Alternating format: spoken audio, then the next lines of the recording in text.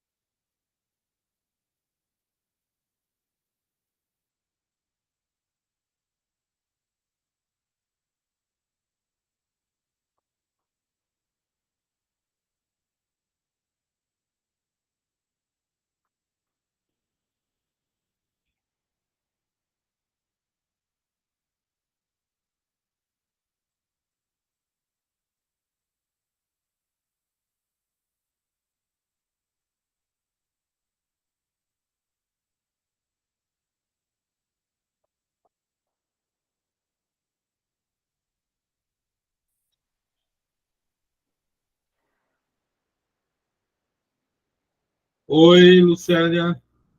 Oi, Marcelo, boa noite. Boa noite, tudo bem?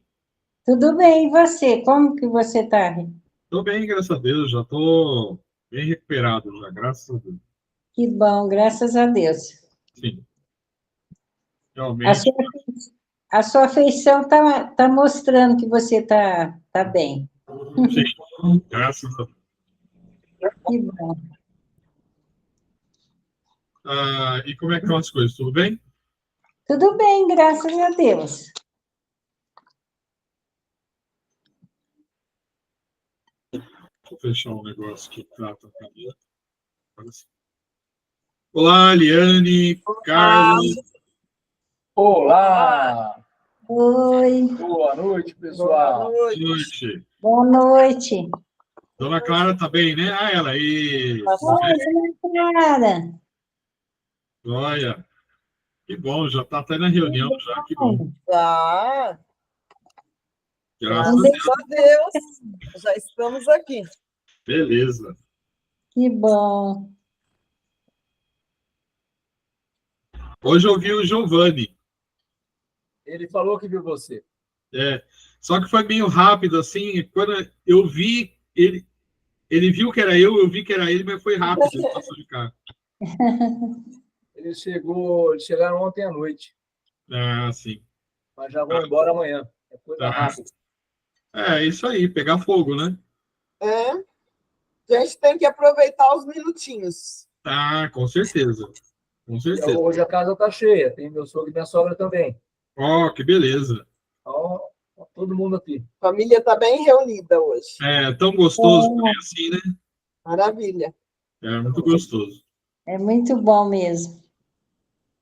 É, é, essa cirurgia minha foi por um lado foi bom, porque meus filhos vieram mais. É, É, é mas, isso mesmo. é, mas cuidado do papai. Exatamente. Bom, Bom, gente, hoje a prece inicial é a Lucélia, né, Lucélia? Sim. Faço o Evangelho, a parte da piedade. O Carlos é o livro dos Espíritos. Desculpa, eu acabei colocando errado lá. Tranquilo. Vibrações aí com a Eliane. E a prece final é a Fernanda. Né? Isso. Vamos esperar que ela entre, né? Uhum. Mas, enfim. Mas se ela não entrar, alguém faz a prece final, né? Combinadíssimo? Combinado. Combinado. Ok. Esperar mais um minutinho. E a Conceição, né? Tá bem ela? Não sei. Então, não sei também. Tenho notícia dela. A última notícia nossa é quarta-feira, né? Ela chegou para participar. Espero que seja bem, se Deus quiser, né? Vamos ver se ela entra também. Vamos lá então, Lu? Vamos.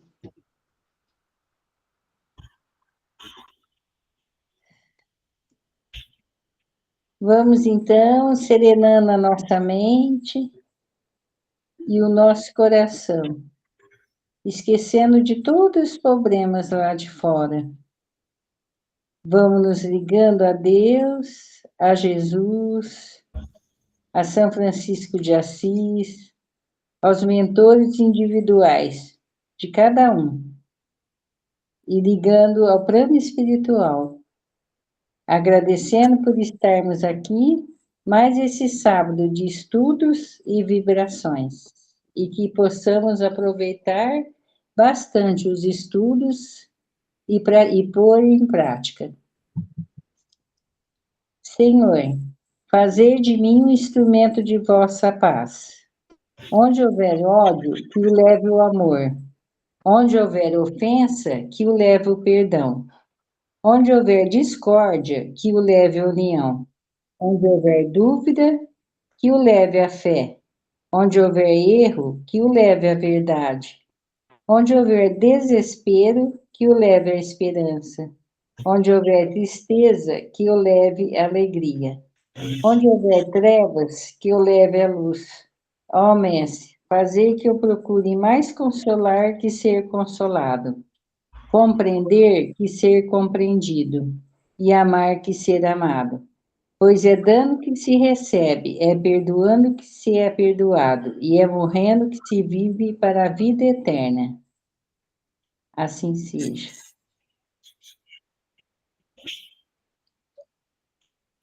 Olá, Fer, boa noite. Olá, Oi, Olá, boa noite. Boa noite. Boa noite.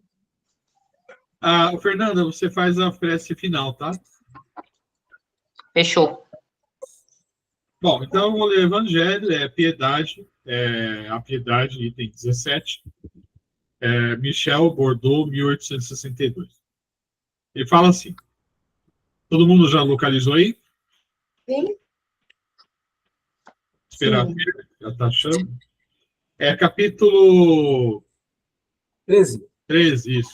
Capítulo 13, item 17, a piedade. Então ele fala assim, a piedade é a virtude que mais nos aproxima dos anjos. Ela é a irmã da caridade que vos conduz a Deus. Deixai o vosso coração se comover diante das misérias e dos sofrimentos de vossos semelhantes. Vossas lágrimas são como uma consolação que lhes aplicais sobre as feridas, e quando, por uma vez partir, conseguis lhes dar a esperança e a resignação, que alegria experimentais. Essa aventura, é bem verdade, tem um certo pesar, visto que nasce ao lado da infelicidade. Mas, se não possui a ilusão dos prazeres terrenos, não tem as decepções angustiantes do vazio que eles deixam atrás de si. Há uma suavidade penetrante que alegra a alma. A piedade, uma piedade bem sentida, é amor. O amor é devotamento. O devotamento é o esquecimento de si mesmo. Esse esquecimento, essa renúncia em favor dos infelizes, é a virtude no seu mais alto grau, a que o divino Messias praticou durante sua vida. e que ensinou em sua doutrina tão santa e sublime. Quando essa doutrina for restabelecida na sua pureza primitiva e quando for praticada por todos os povos, garantirá a felicidade à terra, fazendo finalmente reinar a concórdia, a paz e o amor. Uma observação aqui, né? A gente pode ver que a piedade ela tem um nome muito comum hoje em dia, né? Não é sinônimo, mas se usa muito e é bem parecido com a piedade, que é o que a gente chama de empatia, né? Empatia, quando você se relaciona com o sofrimento do outro, né? Você se importa com o sofrimento do outro. Esse é o primeiro passo, né? Para que a gente ajude alguém. Porque se você não tem piedade do sofrimento alheio, ou seja, se você não é empata, você não está nem aí, você está que se lixe o que o outro está passando. Então, o primeiro passo para a caridade, o amor, como ele fala aqui, é a piedade. É quando você se comisera daquilo que o outro está sofrendo. Né? Então, é bastante importante. Né? Uma vez a gente conversou sobre a caridade sem fé. Né? E aí a gente se discutiu, mas a caridade está ajudando do mesmo jeito e tal. Mas quando você se vê envolvido naquilo que você está fazendo, você usa de amor. E quando você usa o amor, a coisa ela é mais profunda. Eu não sei se eu estou me fazendo entender. É diferente de uma obrigação. Quando você... Só um minutinho.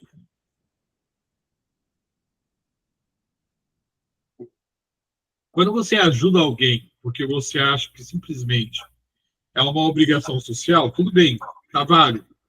Mas quando você se envolve naquilo, você não está só doando dinheiro ou roupa, você está doando amor, você está doando energia positiva. Dá para entender a diferença? Alguém pode me ajudar a esclarecer isso? Sim, eu penso assim, a piedade é diferente, por exemplo, de filantropia. Exatamente. A filantropia é assim, você pode até ver que em alguns lugares a pessoa escreve que ele é isso, aquilo, outro, filântropo. Sim. Ele colabora. Ele pega um carnê, ajuda a pai, pagando toda a mensalidade. Ele tem condições, ele paga a mensalidade. Ele faz filantropia. É importante para a pai? Claro, está entrando uma grana que vai ajudar a manter os custos. E a gente sabe que são muitos custos e pouca entrada. Agora, para ele, enquanto pessoa, ajuda, porque ele está fazendo filantropia, mas ele não está dedicando ali nenhum ato de amor. Simplesmente está contribuindo com o carnê, porque ele tem condições financeiras para isso. Não é errado, ótimo. Mas o ato é diferente da piedade. A piedade, eu vou... como também a piedade é diferente de dó. Sim. Eu tenho dó daquela pessoa. Eu tenho dó, não ajuda em nada. Eu tenho piedade e eu me movimento para ajudá-la. Ajudar não é fazer por ela, não é sentir a dor dela, porque você não vai sentir. Você vai fazer a empatia que o Marcelo coloca, mas você não vai sentir a dor da outra pessoa. Não tem como você sentir a dor do outro. Você pode chorar junto, mas você não vai sentir a mesma dor. Porque a dor dela é dela. Você pode compartilhar do momento. Abraçar, passar. Isso é piedade. Sim. Perfeito, é isso aí. Alguém mais gostaria de falar mais alguma coisa? Tranquilo. Então vamos lá. Ele continua falando. A piedade é o sentimento mais apropriado para vos fazer progredir, dominando o vosso egoísmo e o vosso orgulho. É o sentimento que prepara a vossa alma para a humildade, a beneficência e para o amor ao vosso próximo.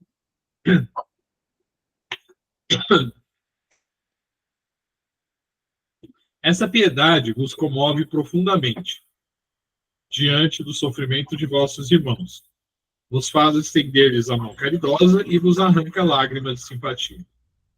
Não oculteis, portanto, jamais em vossos corações essa emoção celeste, Não façais como os egoístas endurecidos e se afastem dos aflitos, porque a visão da miséria perturbaria por instantes sua feliz existência. Temei ficar indiferentes quando puderem ser úteis. A tranquilidade comparada a preço de uma indiferença condenável é semelhante à tranquilidade do mar morto, que esconde no fundo de suas águas o lodo apodrecido e a corrupção. O antônimo, vamos dizer assim, de piedade é indiferença. E a indiferença é horrível. Horrível. É um sentimento que a gente deveria ter vergonha de ter quando acontece. Porque sai completamente fora do que se supõe que um ser humano que pretende viver na nova Terra, que vai ser um planeta de regeneração, não pode, não tem como. É o oposto da piedade, a indiferença.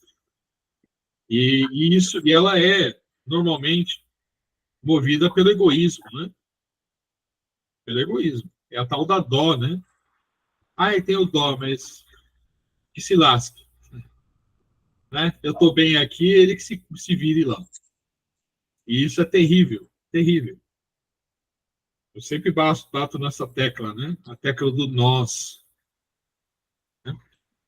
Sempre, vou ser chato até o fim da minha vida batendo nessa tecla. Nós temos que conjugar o nós, não o eu. Senão a gente não vai viver o planeta de regeneração. Certo? Certíssimo. E as pessoas, às vezes, elas sentem vergonha de mostrar, como eu, o sentimento. Por que vergonha? Não pode ter vergonha. É muito bom isso. A gente joga para fora aquele amor, aquela compaixão. Isso é bom. Isso vem carregado de vibração positiva. Né? Então, deixa o coração amolecer. É bom. Faz bem. Vamos para a última. Tem alguma observação? Perdão. Não? Não, tranquilo. Gente, a pior coisa numa cirurgia é a tosse. Garanto para vocês. Vamos lá. Quanto a piedade está longe, entretanto, de causar a perturbação e o aborrecimento que apavoram o egoísta. Sem dúvida, ao tomar contato com a desgraça do próximo e voltando-se para si mesmo, a alma experimenta um avalo natural e profundo, que faz vibrar todo o vosso ser e vos afeta dolorosamente. Mas, eita, a compensação será grande.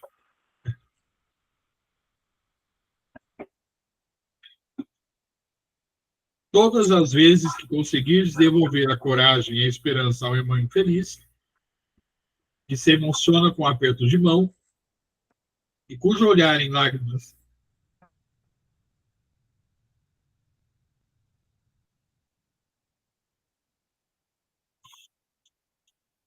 desculpa, gente. Hoje estou emotivo.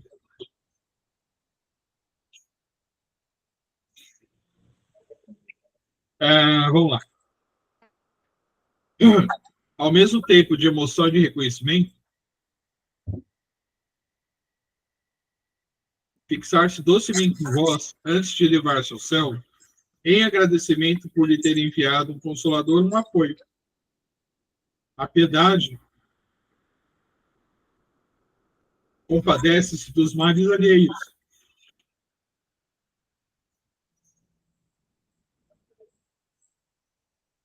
É a celeste precursora da caridade, a primeira das virtudes, da qual é irmã, e cujos benefícios prepara e enobrece. Bom, não tem nem o que dizer, né? Alguma observação, pessoal? Diga, Lu. Abre o áudio. Quando a gente se coloca no lugar da pessoa, assim, parece que pega o problema dela para a gente, isso é piedade? Porque eu sou muito assim, nossa, eu fico até mal. Não deixa de ser, né? Sim. Nossa, eu pego o problema para mim, mas aí também não está certo, né? Então, você... Perdão, alguém ia falar? Pode falar. Não, só respondi que não tá certo. Não tá, porque você... Tudo bem, você quer ajudar, tudo bem. Mas você não pode... Porque aí você vai atrapalhar, né? Com a vibração, aquele sentimento de angústia, né? Mas Eu fico com esse sentimento de angústia, assim. não. Eliane, quer completar o que você vai falar? Não.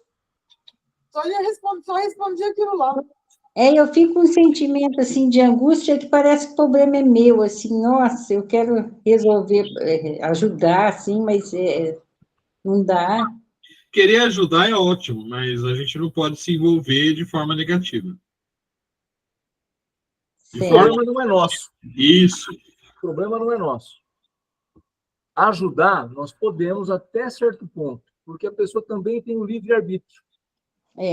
E nós não podemos resolver por ela, por quê? Ela vai voltar a cometer o erro. Ela não fez, ela não quis. Isso é comparado às internações por obrigação. Eu não sou contra, não. Acho até que tem que ter para pelo menos tirar a parte material da coisa, das internações. Mas se essa pessoa sair de lá, depois de 6 meses, depois de um ano, não mudar o seu pensamento, não mudar as companhias, em 3 meses o que vai acontecer? Ela vai estar envolvida de novo com os mesmos problemas que ela estava, e às vezes até mais ainda.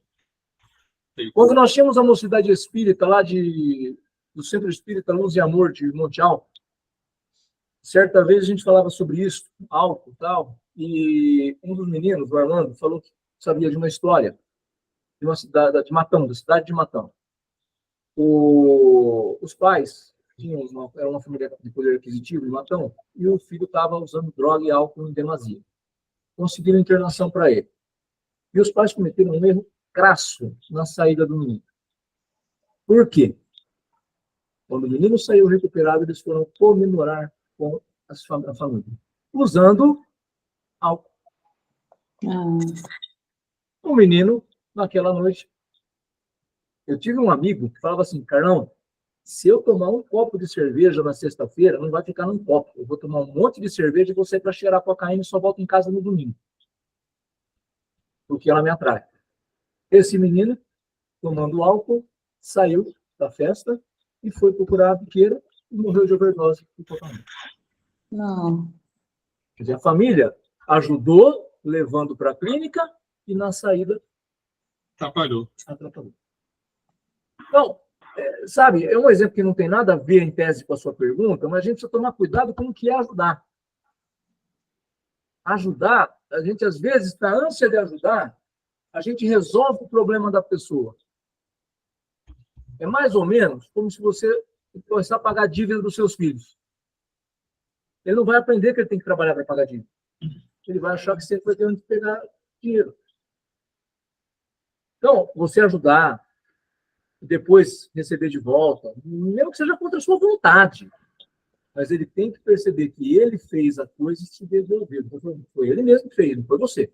Você só foi o financiador. Porque precisa. Senão a gente vai deixando que eles façam de forma equivocada. E amanhã é pior. É difícil esse ponto de equilíbrio. Por quê? Principalmente quando fala em família, pais e filhos. A gente acaba cometendo alguns erros. Porque é natural nosso, ainda nesse mundo de expressão de provas. Quando a gente vê alguém que trata o filho de uma forma não fria, mas mais criteriosa, mais na linha, faz, tá? A gente fala, nossa, que pai duro, que pai difícil, né? Por que é tão assim? Por quê? Porque é da nossa natureza ser mais maleável. Então, e é preciso que a gente olhe o outro como um irmão nosso e busque ajudá-lo da forma melhor que a gente encontrar. Nem sempre é resolvendo o problema dele, mas ajudando que ele resolva. Senão a gente cai na questão da dó, É, não da piedade. eu fico com dó. Muito bem, é isso mesmo. Perfeito. Mais alguém gostaria de falar alguma coisa? Tranquilo, certinho. Acho que só acrescentar nosso contexto escolar, uma proporção menor, lógico, né? Falando aí de dependência química e tudo mais, alcoólica, mas trazendo para o contexto escolar, eu percebo muito hoje em dia, não sei se o Marcelo sente isso também, os alunos jogando para nós, professores, a resolução dos problemas deles, não problemas de casa, necessariamente, né? Mas, sei lá, o aluno tinha uma avaliação que ele tinha que entregar na data tal, que a data foi estabelecida, acordada previamente, o professor alertou, chegou no dia do trabalho, de entregar a atividade, o aluno falou assim, ai, professora, eu não entreguei, me dá outra data? Por que vou te dar outra data? Ah, é porque eu esqueci de fazer. Bom, então a consequência é você ficar sem nota, né? Não, mas professora, não deu tempo. Tá, e você conversou comigo antes, você arrumou outra estratégia. O que você vê? Não, professor, mas você tem que deixar eu entregar em outra data, eu vou ser prejudicado, mas você não pensou nisso antes? Então, assim, joga pro professor. E aí, professor, o que você vai fazer? E talvez isso seja, né, são pequenas coisas, falo até, estou dando exemplo de escola, mas até dentro de casa, né, o Carlos falou dessa questão de pagar a dívida do filho, às vezes são as pequenas coisas que depois, com a vida, elas vão se ampliando, e aí eu jogo sempre o problema para a sociedade tem que resolver, o outro que tem que resolver, e nunca sou eu, né, eu não assumo o que eu tenho que fazer. E aí pega pessoas como a Lucélia, por exemplo, que se apieda e vai lá e faz pela pessoa. E aí se alimenta um ciclo. Não sei se estou interpretando errado, mas... Não, mas é isso mesmo. Eu também vejo isso na escola. Isso é muito frequente. Eles querem jogar a responsabilidade em cima de nós, e aí você tem que se apiedar deles e resolver o problema deles. Não, é isso mesmo. Só que A gente eu percebe que está onde o problema central. Na família. Sim, na família. Por quê? Pais e mães deviam ser o exemplo. E não colocar a criança debaixo do braço e superproteger. Isso você vê em redes sociais. Uma superproteção incrível. E isso não ajuda ninguém. Não mesmo. Eu falo isso, eu trabalhei mais de 30 anos no recursos humanos. Que você pega de empregado que acha que você tem que não é assim, que tem que ser do jeito dele, e não é. É você quem está chegando para uma estrutura, é você quem precisa se adaptar à estrutura. Caso você não se adapte à estrutura, isso pode acontecer com qualquer um, você sai. Exato. Mas saia de cabeça erguida. Eu sempre falei isso, sai de cabeça erguida. Não procura coisa para te deixar manchado, para você nunca mais voltar. Então, isso vai acontecer, por quê? Porque eu ouvi dentro de centro espírita, o menino chegar na evangelização infantil e falar assim, minha mãe está naquela porcaria daquela Fugine lá trabalhando. Porcaria de Fugine? É uma empresa que está dando emprego para sua mãe, que sustenta a sua casa. Então, isso ele não aprendeu sozinho, uma criança de 7, 8 anos. Ele ouviu o caminho de casa. Sim. Com certeza, na hora de trabalho, falou, não, estou indo para aquela porcaria, não aguento mais lá. E ele ouviu. Então, nós, na hora de educar, a gente não tem a dimensão do que é educar. E joga para os professores. Não é educação para o professor. A educação é minha. Nós sempre falamos isso. Não é da minha mãe, não é do meu avô. É nossa educação. Se ela vai sair boa ou má, é nossa educação. A escola vai ensinar as disciplinas que nós não temos condições de ensinar. Então, infelizmente, Não é assim que as famílias veem. E aí, então, joga tudo na mão do professor, como se o professor fosse resolver todos os problemas do Brasil, da humanidade. Não é só da família, é da humanidade. Cada um vai chegar com um problema diferente e o professor vai ter que se virar nos 30 para resolver. E não vai resolver. E aí vai ser dito que o professor não resolve. Uhum. Então, esse é um problema cíclico. Sim. Então, mas ele tem onde nascer. Mas, Quando eu falo de regeneração, isso tudo faz parte da separação do joio e do trigo. As famílias que bem educarem vão ter vantagem, mas não é vantagem porque são privilegiadas por Deus. Não. Todo mundo tem a lei. As leis divinas estão aí para todos, não são para nós apenas. Quem segue as leis divinas vai estar na frente, é lógico. Tem erros? É óbvio que tem. Eu eduquei, podia ter educado melhor? Sim. Podia ter feito diferente? Podia. Mas nós temos o nosso melhor e educamos. Então, ser melhor, para mim, a vida é uma melhoria contínua. Quando eu olho para o passado, eu falo assim, nossa, isso eu podia ter feito diferente. Eu acho que aqui eu não fui legal como pai. Podia ter sido melhor. Então, mas isso vai ser natural para todo mundo. Marcelo, eu te interrompi várias vezes. não. Perfeito. Tudo que você falou foi muito importante. E de acordo, né? Perfeito. Mas só complementando, no ambiente escolar, especificamente, isso é muito visível, essa falta de paz. E aí o aluno, ele acha, e os pais também, que nós temos que educar os filhos deles. Aí a Flaviana, né, minha esposa, ela é muito firme.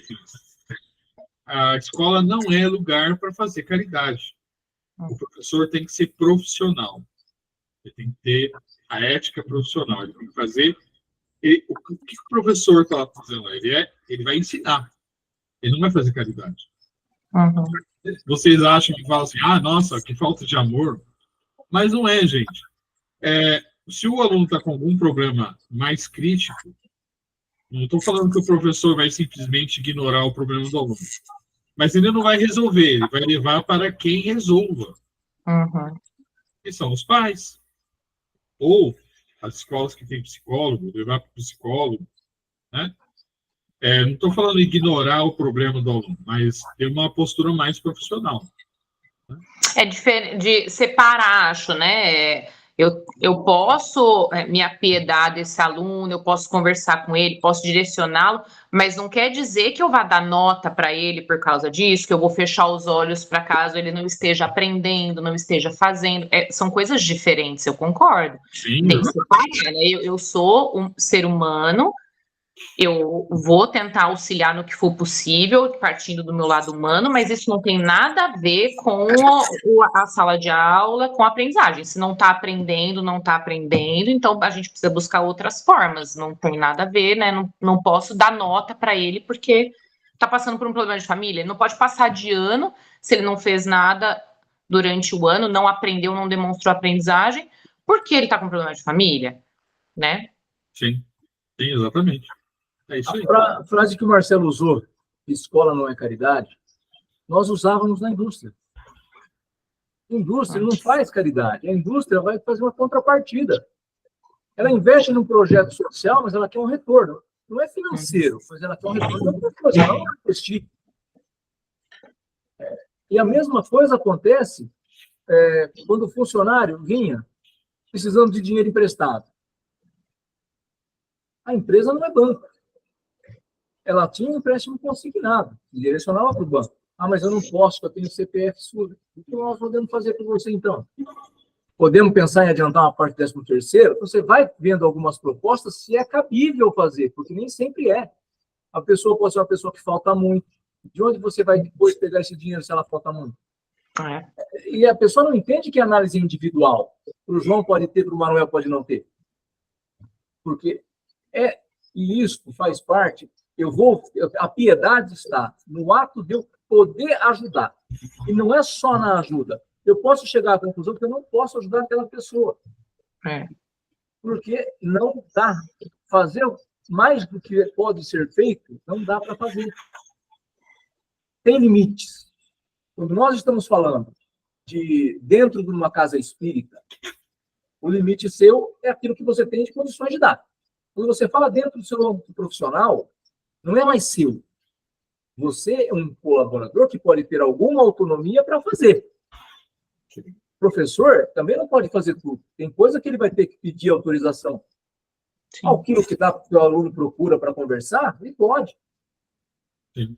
Então, tudo tem limites. E as pessoas precisam entender os limites. É que hoje está muito difícil esse limite. Porém, ele está difícil porque nós estamos para caminhar para o plano de regeneração. Então, é para te testar mesmo. É difícil. Então, nós vamos brigar. Isso já não serve mais para estar no mundo de regeneração. Porque você não tem a condição de pensar, de refletir, de ver onde você pode melhorar para não cometer o mesmo erro de novo. Passado, passou. Não precisa olhar para ele. Vírgula. Se for para eu olhar para os erros que eu cometi e melhorar, eu posso olhar. Agora, olhar para o passado e ficar chorando, dá depressão. Então, é isso. Nós vamos cair naquela questão 919 do Livro dos Espíritos. O que eu faço toda noite é ver o que eu fiz durante o dia. Eu ajudei, eu atrapalhei, eu fiz bem, eu fiz mal. Por quê? Eu preciso fazer uma avaliação. Fazer uma avaliação de como eu estou fazendo as coisas. Como eu estou evoluindo. Se eu estou evoluindo, se eu não estou estagnado. O caminho nosso, quando o Marcelo diz assim, nós. O nós começa com eu preciso me melhorar para que eu entenda que nós somos a família universal. Se eu não me melhoro, eu não vejo isso. Se eu não me melhorar individualmente, eu não vou ver que nós somos uma família. Eu vou continuar egoísta. Então, eu preciso me melhorar para deixar o egoísmo de lado e falar assim, não, Lucélia não está participando aqui porque é a Lucélia, porque é uma irmã em Cristo. Fernanda, Marcela, Eliane, Ana Clara, todos nós temos os nossos vínculos carnais, mas somos irmãos em Cristo. E aí, então, eu vou começar a perceber que nós somos uma família. E sairemos desse círculo. Vamos olhar para fora. E vamos ver que temos lá fora gente que precisa de nós. Seja materialmente, seja como a gente já faz uma parte que é através das orações. Isso é muito importante. Seja para o encarnado ou para o desencarnado. Então, tudo isso nós precisamos avaliar constantemente se nós estamos melhorando ou não, fazendo ou não. A piedade começa, o amor, como disse o Cristo, amar o próximo, como assim mesmo. Se eu não demonstrar amor para mim também, eu também não vou estar. Se eu não me cuido, como é que eu vou amar o outro? É. Perfeito. Então, Pessoal, mais alguma observação? Podemos passar para o Livro dos Espíritos com o Carlos. Sim? Então, a bola é sua, meu filho. Então, vamos lá. Vamos falar sobre transmissão oculta de pensamento. O item de hoje não é muito longo. 419. Qual é? Todo mundo na 419, pessoal? Schofer?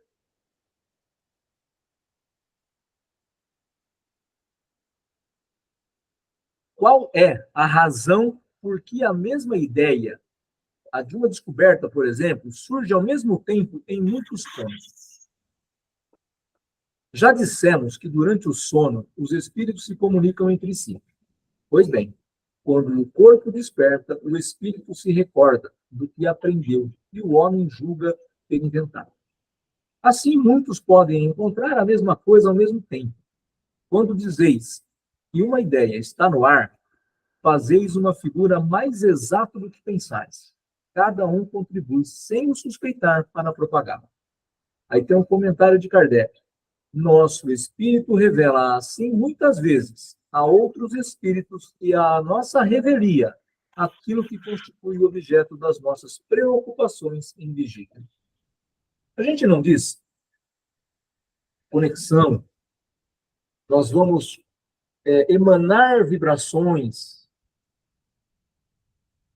O que acontece quando nós jogamos o nosso pensamento no ar? Um pensamento positivo atinge espíritos bons. Um pensamento negativo não atrai o irmão obsessor para nós? Então, uma ideia não é só uma ideia. Enquanto a gente descansa o nosso corpo, os espíritos saem. Como nós nos encontramos aí. Essas ideias não surgem aleatoriamente e do nada. Elas são jogadas. E quanto mais elevados forem os espíritos, mais eles vão captar as nossas ideias. Então, que a gente pensa assim, como que um camarada da França teve mais ou menos a mesma ideia de um cara no Brasil? Essa equipe espiritual leva esse pensamento para que eles possam disseminar. Como que a gente vê as coisas, como que elas foram tão rápidas com Kardec, num momento que não tinha a tecnologia de hoje? Como que Kardec fazia uma pergunta para um médium na França e depois vinha dos Estados Unidos uma carta com uma resposta? Tudo isso, gente, é o pensamento. Não é que nós vamos sentar e ficar assim, vou ficar pensando, transmitindo um pensamento. Não é desse jeito. Da mesma forma, quando você adoece, e nós falamos, cuide do seu pensamento te faz adoecer. Você não está sentado falando assim, eu vou ficar doente. Oba, não é isso. Mas a sua forma de pensar negativo, a sua forma de pensar que para você as coisas não vão dar certo, que só dá certo para os outros, essas coisas vão trazendo para você, somatizando coisas que vão te trazer doença. Quando você começa a mudar o seu pensamento e ele vai sendo levado adiante com um pensamento bom, positivo, levando energia positiva, isso tudo sai num feixe de luz muito grande. Quem está longe e é espírito mais evoluído que nós, vai pegar. E essa ideia vem, então, divulga uma ideia que não é 100% igual, mas muito semelhante. Eu já devo ter comentado aqui, numa comunicação de final de ano, lá no Japaz, nós éramos uma casa que éramos de filiação a Caibar Schutter, nosso mentor. E o espírito da equipe dele veio, deu a comunicação e disse, esta comunicação será disseminada neste mês em todas as casas espíritas que tem Caibar Schutter como mentor. Depois nós vimos algumas. Muito parecida. Por que muito parecido, não igual? Porque tem aí o grau de intelectualidade do médium, ele vai usar uma palavra porque ele tem um grau maior, outra palavra porque tem um grau de escolaridade menor. Então, ela tem o conteúdo igual, mas ela tem uma forma parecida. Como que isso acontece? Então, esse pensamento que você acha que é só seu, ele não é só seu. Por isso que o cuidado que a gente tem. Mais uma também, o Livro dos Espíritos, Kardec não pergunta, os espíritos podem influenciar a nossa vida? Qual foi a resposta da espiritualidade? Muito mais do que você imagina. Então, nós precisamos estudar assim. O nosso pensamento faz com que a gente navegue nas alturas, mas também caia nos abismos. Por isso que depende de nós. Algum comentário aqui? Pois não, Marcelo? Tem. Me ocorreram dois fatos muito interessantes que não sei se vocês sabem. O primeiro é sobre a eletricidade, mais especificamente a luz, a lâmpada, né? Na época em que surgiu a lâmpada, a ideia da lâmpada ela surgiu em pelo menos 10 lugares diferentes do mundo, né? Para quem não sabe, quem desenvolveu o primeiro, né, não sei se foi o primeiro, mas dos mais eficientes foi o Nikola Tesla, né?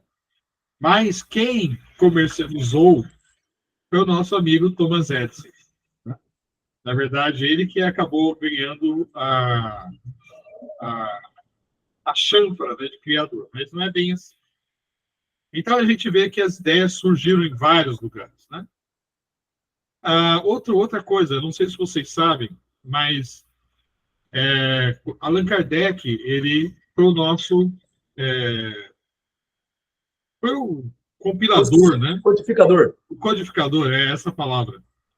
Mas, se Kardec tivesse falhado, se ele falhasse, outras pessoas fariam a missão dele. E dizem as más línguas que um desses seria o Victor Hugo, né? Ou Leon Denis. Não sei se é o Leon Denis ou se é o Victor Hugo. Então, é aquilo que o Carlos falou. As ideias, elas são importantes, elas são jogadas para todos os grupos, né? Então, se Kardec falhasse, haveria outro, porque o importante não é quem faz, mas o que é feito. Tá? E mesmo porque, no caso do Espiritismo, o próprio Allan Kardec, ele não falhou, né? O próprio Allan Kardec dizia, não é kardecismo, é Espiritismo. Para mostrar que ela não é dele, ela era dos Espíritos. A doutrina é dos Espíritos, não é minha. Ainda bem que não falhou, né? Não, ainda bem. Eu acho que era Leon Denis. Não sei se Victor Hugo não. Acho que era Leon Denis. Falei Victor Hugo, mas é Leon Denis. Acho que era Leon Denis. Mas vamos lá, 420. Vamos lá. Os espíritos podem comunicar-se se o corpo estiver completamente acordado? O espírito não está encerrado no corpo como numa caixa. Ele irradia em todo o seu redor. Eis porque pode comunicar-se com outros espíritos mesmo no estado de vigília, embora o faça mais dificilmente. Por quê? Porque aí já é mais... Eu penso da seguinte forma, isso é mais para espírito mais preparado. Senão vira baderna, né? Não vira bagunça. Então tem que ser alguém que tenha mais, não só o controle, mas tenha uma finalidade útil. Se a finalidade da comunicação é útil, ótimo. Se ela não é útil, você vai se encerrar naquela caixinha sua. Pois não, Fernando? Não sei, isso talvez não seja considerado como comunicação, mas essa questão de ver os espíritos, ouvi-los, mesmo estando acordado e tal, como lidar com isso? Porque o Pedro vê e ouve. Vê e ouve. Vê e ouve e tem a maior dificuldade do planeta com isso. A dificuldade, ele só vai perdê-la com o tempo e estudando, para ele poder entender e trabalhar. Se ele não entende e trabalha, isso gera mais medo. Porque ele vai ver um espírito. É uma forma de comunicação, mas não é uma forma de comunicação para os outros, é para você. O próprio Chico Xavier dizia que aí é uma comunicação não do seu espírito, mas você está recebendo dos espíritos uma comunicação. O que ele está vendo? Ele está vendo umas coisas legais, boas, é orientativo, não é? É uma coisa que ele fica com medo porque traz horripilantes, por exemplo. Tudo isso para ser avaliado, analisado, para a gente entender o contexto da coisa. Ele ouve. O que ele ouve? Porque, às vezes, ouve um bom conselho. Às vezes, ouve uma coisa que te deixa mais angustiado, mais doloroso, mais triste. Eu preciso entender tudo isso. É comunicação, mas essa comunicação vem de lá para cá. Como diz Chico Xavier, o telefone toca de lá para cá. Porque, às vezes, nós vamos nas casas espíritas, tem casas que você pode receber as mensagens, seja psicofonia, psicografia, com a intenção de receber. Só que você pode passar 10 anos indo a essas casas e não receber nenhum, porque o telefone toca de lá para cá. Quando o Chico fazia esse trabalho, as mães de Chico iam até ele e recebiam. Mas não é porque ele queria, não, eu quero falar com... Não era ele. Elas iam e eles, filhos, iam para dar a comunicação. Ele é um intermediário. O médium não é a estrela principal. Por isso que muitos médiums caem no meio do caminho. O médium se acha a estrela principal. Eu recebi Vitor Hugo, hein? Tá. E aí? O que você fez com a informação? Só está querendo se vai descer? Não serviu para nada. Então, ele precisa, no caso específico do Pedro, precisamos entender, ele precisa estudar, para buscar esse desenvolvimento, para que ele se tranquilize, para que ele possa entender que isso tudo faz parte. A mediunidade, ela não é... Uns falam que é dom. Eu tenho um pouco de receio dessa palavra. Por quê? Como diz Kardec, todo mundo é médium. A mediunidade, ela é orgânica. Desenvolvimento dela é que vai depender do que você faz. Alguns não desenvolvem, ficam com um monte de medo. Lembra no passado quantos foram internados nos hospitais psiquiátricos e eram médicos? Porque não sabiam lidar com aquilo, e nem ele sabia lidar, e nem os outros sabiam o que era. Então, a gente precisa tomar esse cuidado. A mediunidade, ela é de todos, não é de alguns, não. Mas nós precisamos aprender a lidar com ela. Ele não tem medo. Hoje em dia ele não tem medo mais, né? Ele vem de uma família católica, então a vida inteira dele ele teve medo. Hoje em dia ele não tem mais medo, mas ele tem angústia, porque geralmente vem espíritos pedindo ajuda e ele não sabe o que fazer, porque ele não estuda, e eu já falei isso muitas vezes, né? Falei, amor, você tem que estudar, não tem jeito. Se eles estão vindo, não dá. Ele fala, não, eu preciso bloquear, tem que bloquear. Pelo visto, não está funcionando. Não, é difícil. Nosso grupo é só no estudo.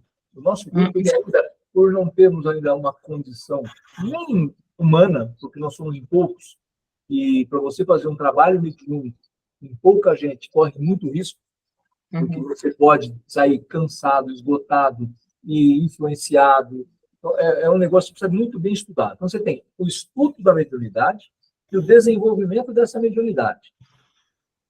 E nesse trabalho de desenvolvimento, ele vai aprender a, não é bloquear, mas o que ele vai fazer? Esse aqui está pedindo ajuda. O que você pode fazer? Vamos pegar o caso do Pedro, que não está indo numa casa espírita, porque ele não pode, não tem condições. Olha, meu irmão, eu vou aqui pedir para você que a espiritualidade venha te socorrer e te levar para o melhor lugar onde você possa ser tratado. Porque, às vezes, eu acho que é uma casa espírita, e pode ser um centro de umbanda, pode ser uma quimbanda, pode ser um candomblé, pode ser uma igreja evangélica, pode ser uma igreja católica. Eu vou pedir para eles te levarem no melhor lugar que você possa ser tratado. E aí a espiritualidade se incumbe de levá-lo. Eu fui dialogador em casa espírita. De repente, eu pegava espírito que não queria nada com nada. E eu perdi, e para não perder o meu controle e perder a mesa, eu pedi ajuda para a espiritualidade. Esse irmão, por favor, que ele seja levado para um outro lugar onde ele possa ser socorrido e amparado. Porque tem outros que querem saber. Então, isso, então, é uma forma que ele tem, quando ele ouvir isso, para não, vamos encaminhar esse camarada para algum lugar. Eu vou te ajudar. Você está ajudando ele. Você está ajudando. Você não está fazendo. Vamos voltar lá no que a gente falou. Você não vai fazer por ele. Você vai, olha, vão vir te socorrer, vão te levar no melhor lugar que você possa ser socorrido. Aí você vai ser amparado. Porque eu não sei o que eu faço. Eu não tenho o que fazer. Nós não podemos... Ele fala, eu não sei, como é que eu vou te ajudar? Eu não sei. Aí ele fica atarantado pela casa. Eu não sei, por que eles vêm atrás de mim? Eu não sei o que eu faço, eu não sei o que eu... Mas obrigada, Carlos, vou passar isso para ele. Tranquilo. Alguma coisa mais aqui, pessoal? Então, vamos encerrar a 421. Por que duas pessoas perfeitamente despertas têm muitas vezes instantaneamente o mesmo pensamento? Aqui a gente tem que fabricar que é o transmimento de pensação, né? É o famoso transmimento de pensação. São dois espíritos simpáticos que se comunicam e veem reciprocamente os seus pensamentos, mesmo quando não dormem. Aí Kardec diz, há entre os espíritos que se afinam, uma comunicação de pensamentos que faz que duas pessoas se vejam e se compreendam, sem a necessidade dos signos exteriores da linguagem.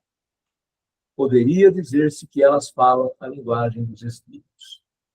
Quantas reuniões eu participei com aqueles que eu tinha um pouco mais de... E não é reunião mediúnica, é reunião de trabalho. Aqueles que eu tinha mais afinidade, tinha um assunto, a gente olhava um para o outro e falava assim, já sabendo para não fazer aqui, para não ter problema. É o que acontece, só que aqui é material, é uma reunião de trabalho. Quantas vezes, nós aqui mesmo, falando uma coisa, um olha para o outro, tipo, isso aqui é esse tipo, é o pensamento da afinidade.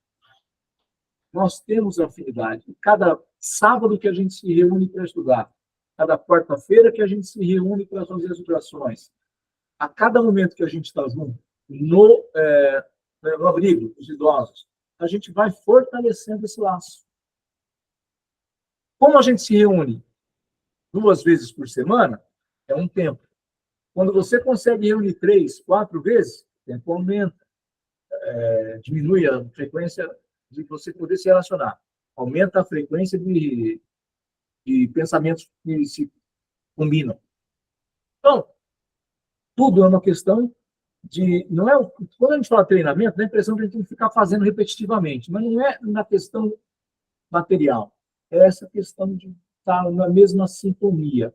Nós buscarmos elevar o nosso pensamento para manter uma vibração, e aí todo mundo tentando a mesma coisa.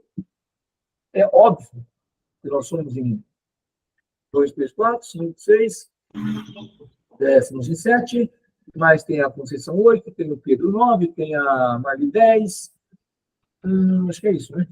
Não esqueci de ninguém, não. Então, não vão estar os 10 no mesmo diapasão, mas a frequência vai estar muito parecida. Então, nós vamos estar próximos, juntos. Igualzinho não existe.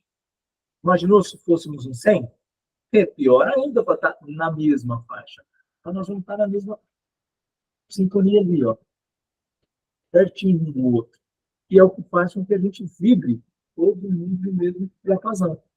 Todo mundo querendo as mesmas coisas. Todo mundo querendo o bem de todo mundo. E esse bem começa nas nossas famílias, na nossa família, e vai para fora para aquelas pessoas que a gente quer ajudar. Nós já fazemos uma parte. Podemos até ampliar com outras atitudes, outras ações. Mas nós fazemos uma parte hoje.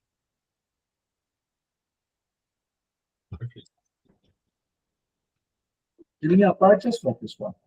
Alguém quiser falar mais? Não, para mim tá tranquilo. Então vamos para a vibração com a Eliane, né, Eliane? Uhum. Então, vamos, neste momento, elevar o pensamento, nos conectar com os amigos espirituais, para podermos fazer as nossas vibrações da noite. Os amigos espirituais do Grupo Francisco de Assis possam pegar as nossas vibrações e espalhar por todo o nosso planeta, o mais longe que os nossos pensamentos e as nossas vibrações conseguirem chegar. Vamos pedir pelos países que se encontram em guerra, que uma faísca de paz possam chegar até esses países. Vamos também pedir por todo o nosso Brasil e por Portugal, que as vibrações possam chegar até eles. Vamos continuar vibrando pelo sul do Brasil, em Porto Alegre, eles que estão tendo a sua reconstituição da cidade depois das enchentes. Que as nossas vibrações de esperança, de ânimo, pode chegar até eles. Vamos pedir por todos os hospitais, por todos os irmãos que estão nas UTIs. Vamos pedir também por todos os irmãos que estão em presídios penitenciárias, que as nossas vibrações cheguem até esses irmãos como forma de um abraço, de um carinho. Vamos pedir pelos irmãos, pelos velhinhos que estão em asilos, abrigos, casas de repouso, de todo o nosso país.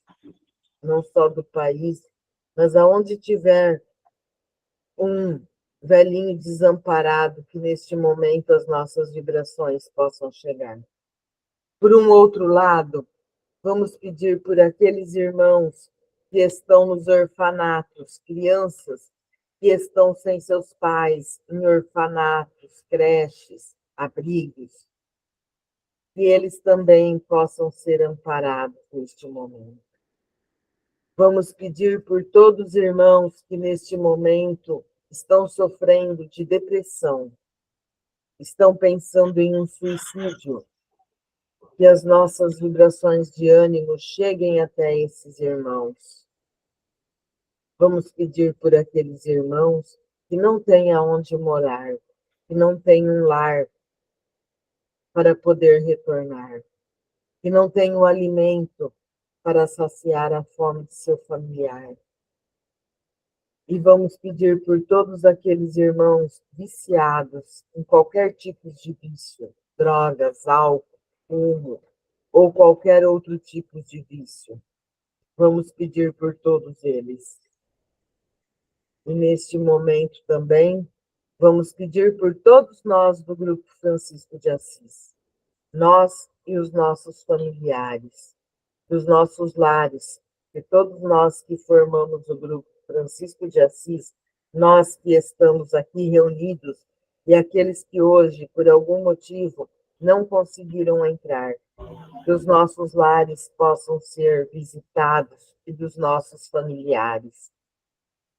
E vamos pedir a fluidificação da nossa água. Quem tem a água ao seu lado, que os amigos espirituais possam purificar. E neste momento, elevemos o nosso pensamento para pedir pela nossa lista do Grupo Francisco de Assis, que todos os irmãos que têm o nome na nossa lista, que os amigos espirituais sabem a necessidade de cada um desses irmãos, que eles também possam, neste momento, ser visitados. Aqueles irmãos encarnados e também aqueles irmãos desencarnados, que as vibrações possam chegar até eles. Que assim seja.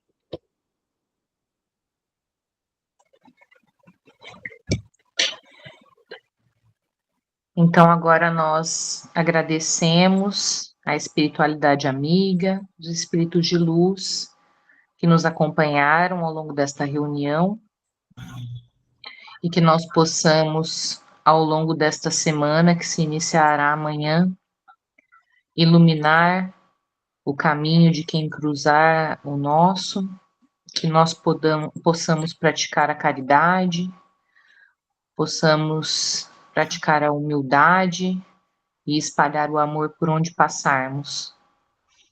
Que os desafios que surgirem, que os erros que cometemos, possam ser grandes ensinamentos para nós, para que nós possamos evoluir aqui neste plano. Pai nosso que estais no céu, santificado seja o vosso nome, venha a nós o vosso reino, seja feita a vossa vontade, assim na terra como no céu. O pão nosso de cada dia nos dai hoje, perdoai as nossas ofensas, assim como nós perdoamos a quem nos tem ofendido. Não nos deixeis cair em tentação, mas livrai-nos do mal. Amém, que assim seja.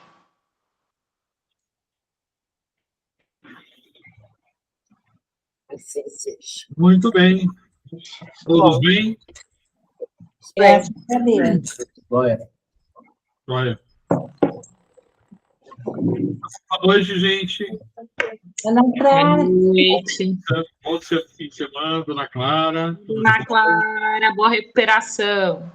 um abraço a todos. Um abraço, tchau. Deus abençoe. Gente, boa noite. Tchau, tchau. Até quarta-feira. Se Deus quiser. Deus quiser.